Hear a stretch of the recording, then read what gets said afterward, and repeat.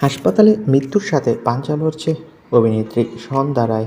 আচমকাই বুকে অস্বস্তি, তড়িঘড়ি হাসপাতালে সন্ধ্যা রায়। কেমন আছেন বর্ষিয়ান অভিনেত্রী? বিস্তারিত জানতে ভিডিওটি শেষ পর্যন্ত দেখুন।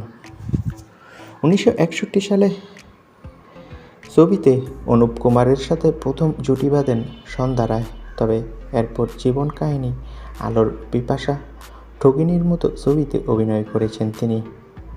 এছাড়া দাদার কীর্তি, শ্রীমান পৃথ্বীরাজ ছবিতে জুটি না বাঁধলেও একসাথেই কাজ করেছিলেন তারা। তবে বর্তমানে আর সিনেমায় পর্দায় দেখা যাচ্ছে না এই অভিনেত্রীকে।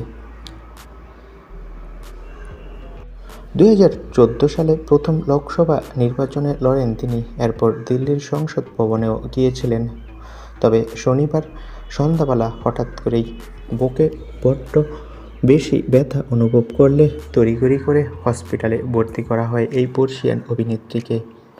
এরপর তার শুভাকাঙ্ক্ষীরা তার খোঁজখবর নেয়।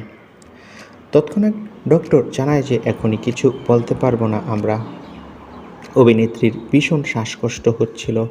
এরপর বিভিন্ন পরীক্ষা নিরীক্ষা করা হয়। ডক্টর জানিয়েছে অভিনেত্রী এখনও পুরোপুরি সুস্থ নয়, তবে অবস্থা আগের চেয়ে কিছুটা ভালো।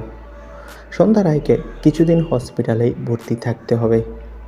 শ্বাসকষ্ট আর বুকে ব্যথা কী জন্য হয়েছে সেটা এখনও ডক্টররা অনুমান করতে পারছে না।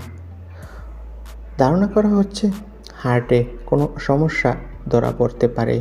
প্রাথমিক রিপোর্ট নাকি তেমনটাই বলছে। তো বন্ধুরা, তোমরা সবাই সন্ধ্যা রায়ের জন্য দোয়া করো, সে যাতে সুস্থ হয়। আর আমাদের চ্যানেলটি সাবস্ক্রাইব করে রাখো। ধন্যবাদ।